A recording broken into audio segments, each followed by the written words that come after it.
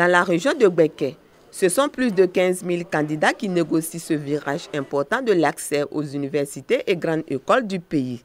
Cette année, situation sanitaire oblige, les épreuves se déroulent dans le strict respect des mesures barrières de la maladie à coronavirus.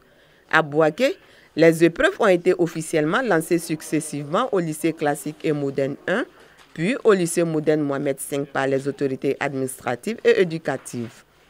Tout est mis en place pour que les élèves composent dans de meilleures conditions selon le responsable en charge de l'éducation. Les candidats ont été également exhortés à adopter des comportements exemplaires. Vous encouragez, vous demandez la concentration sur vos copies et que Dieu vous accompagne tous. Le tour que nous venons de faire, nous constatons que tout ce que nous avons mis comme disposition organisationnelle fonctionne.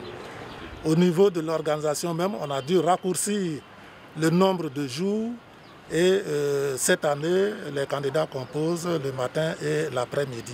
Aujourd'hui, il n'y a qu'un seul surveillant par salle. Quant aux apprenants, ils se disent à la hauteur des épreuves. Je ne suis pas stressée parce que j'ai étudié, je me suis préparée depuis le début de l'année. J'ai le BT, donc il doit avoir comment on appelle, le bac G2 pour compléter sur mon BT. Cette année, la DRAN de Bouaké 1 compte 5 432 candidats et celle de Bouaké de 10 084, toutes séries confondues. Les résultats sont prévus pour le 14 août prochain.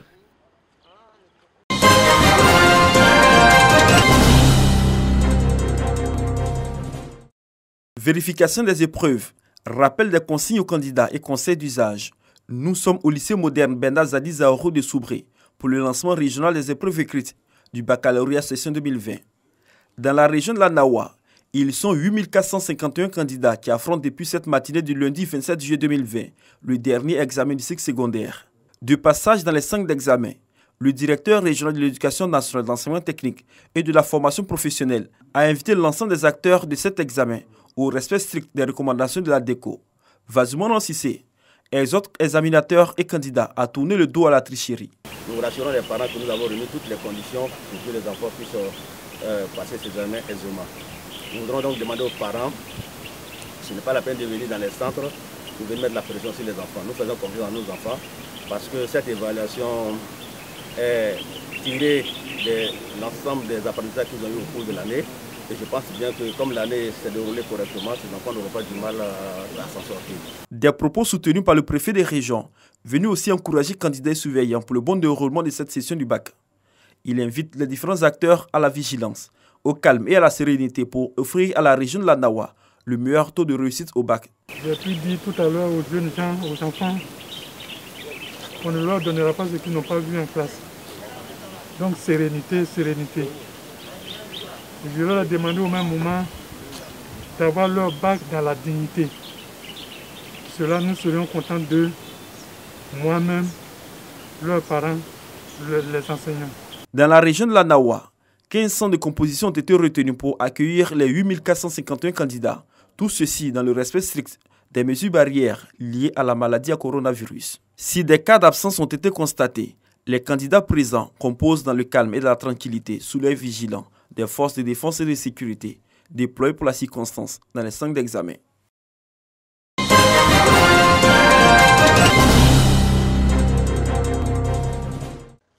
Lavage systématique des mains à l'entrée des centres d'examen. Port obligatoire des cache-nez dans les salles de composition. Nous sommes au collège Ascension de Daoukro, région de Lifou. Stress et concentration s'élisent sur le visage des candidats au baccalauréat section 2020 en entendant la distribution du premier sujet. Le préfet de Daoukro exhorte les apprenants à se débarrasser de tout document compromettant. Les examens, c'est fait pour les enfants moyens, donc celui qui ne connaît pas grand-chose, en tout cas, il peut s'en sortir. Donc, il n'y a pas lieu de tricher. Et donc, nous, s'il y a quelques enfants qui avaient envie de mettre ça dans leur programme, nous voulons vraiment les appeler à éviter la fraude. Parce qu'avec la fraude, il y a des sanctions aussi. Pour la première matière, le français, les candidats se disent confiants et sereins. Moi, j'ai pris le commentaire composé. C'est ça que je maîtrise. Bon, c'est facile à faire selon moi. Donc, c'est abordable. Je trouve ça intéressant, c'est pour ça que j'ai pris. Les sujets qui sont présentés ce matin sont à notre portée. Donc, je peux dire qu'il y aura assez d'admis en cette année. Pour la directrice régionale de l'éducation nationale de l'IFU, toutes les dispositions sont prises pour un meilleur déroulement de l'examen.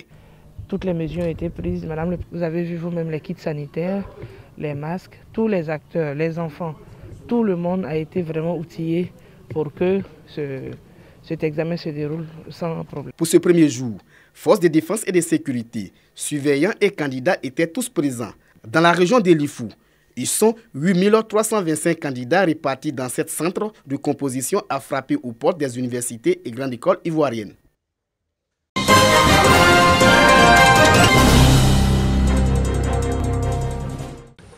Cette retenue d'eau sert de source d'approvisionnement pour la station de traitement d'eau de la ville d'Azopé, et ce depuis des décennies. Mais des actions humaines menacent fortement le périmètre de protection de cette source d'eau qui sert la commune ainsi que plusieurs villages du département. La sauvegarde de sa berge a été au centre de la célébration de la journée nationale du planting d'arbres. Et ce sont des milliers de plants d'arbres qui ont été mis en terre au cours de cette journée, dénommée 5 millions d'arbres en une journée. Au-delà de ce site, c'est que toutes les couches sociales de la région de Lamé se mobilisent pour mettre des terres à la disposition du ministère des Eaux et Forêts, mais également que toutes ces couches-là procèdent à des plantings d'arbres partout où elles se retrouvent. En plus de la contribution des différentes couches, à savoir la chefferie traditionnelle et les forces de défense et de sécurité, la Fondation Nadir Reyes apporte son appui au ministère des Eaux et Forêts pour la réalisation de ce projet. Montrer aux enfants l'importance de planter un arbre, de préserver la forêt. Quand on a perdu 80% du couvert forestier, il faut rester engagé et impliqué. Et moi, mon rôle est d'éduquer les générations futures à l'importance de la forêt et de l'utilité des arbres. Le préfet de la région de Lamé a exhorté les populations à soutenir les efforts du gouvernement dans la politique de la sauvegarde de la forêt ivoirienne. Il y a des actions à mener, il faut amplifier la sensibilisation. Certaines populations ont pris conscience de la chose, elles s'y mettent, mais je crois que la majorité doit encore être incitée à mettre la main à la pâte. La direction régionale des eaux et forêts de Lamé entend sillonner toute la sous-préfecture de la région pour sensibiliser la population à la poursuite du reboisement. La région de Lamé entend planter 122 500 plants d'arbres pour cette année 2020.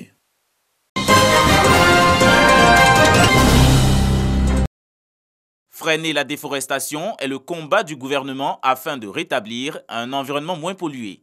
Et cela à travers l'institution d'une journée nationale de planting d'arbres.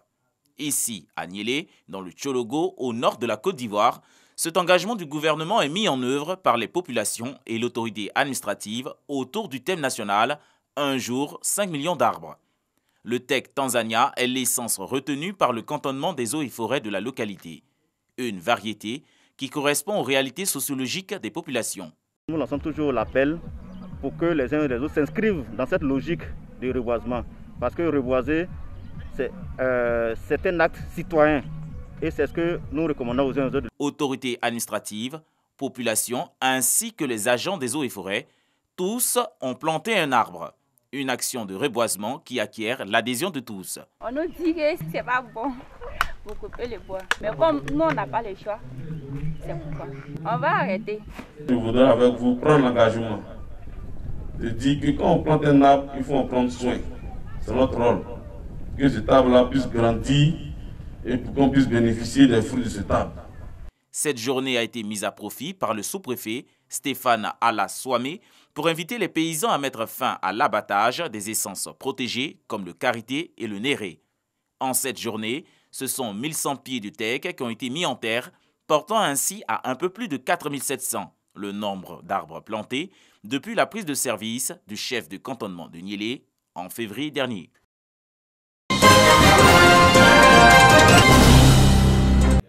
Face aux représentants des différentes couches de la société de la région de Lamé, la délégation du médiateur de la République a rappelé la volonté du premier responsable de cette structure de maintenir le climat de paix et la stabilité en Côte d'Ivoire. C'est pourquoi il a demandé et obtenu des populations des différents départements visités la liste des faits qui pourraient affaiblir la cohésion sociale dans cette région. La délimitation des territoires villageois, l'orpaillage clandestin et les questions de chefferie ont été énumérées. Nous allons transmettre tout ce qu'il a indiqué comme élément de paix à nos populations, échanger avec les populations et faire en sorte que et dans ces échanges, les gens puissent adopter des positions de paix. Le chef de délégation du médiateur de la République a signifié que ces faits vont permettre d'élaborer une cartographie des conflits de la région de Lamé. Dimitri Tanguy Kone a indiqué également que la période électorale à venir ne doit pas être une source de dislocation de la paix sociale. Au maintien d'un climat de paix et de cohésion sociale, afin que cette année 2020 nous puissions connaître une période préélectorale apaisée, une période également électorale et post-électorale dans la paix et dans la cohésion sociale. C'est essentiellement l'objet de notre mission dans la région de Lamé, pour que nous puissions communiquer avec les populations, notamment les leaders traditionnels, les leaders religieux, les représentants des femmes et des jeunes, les mettre en mission auprès des populations pour que ces autorités-là, ces leaders-là puissent relayer des messages de paix et de cohésion sociale pour que nous puissions renforcer davantage le pardon, la tolérance, la cohabitation pacifique entre les Ivoiriens. Ces différentes rencontres d'échange avec les populations, particulièrement la chefferie traditionnelle, et les leaders communautaires s'inscrivent dans les préparatifs de la grande rencontre de Yamoussoukro sur la cohésion sociale prévue pour le 29 août prochain.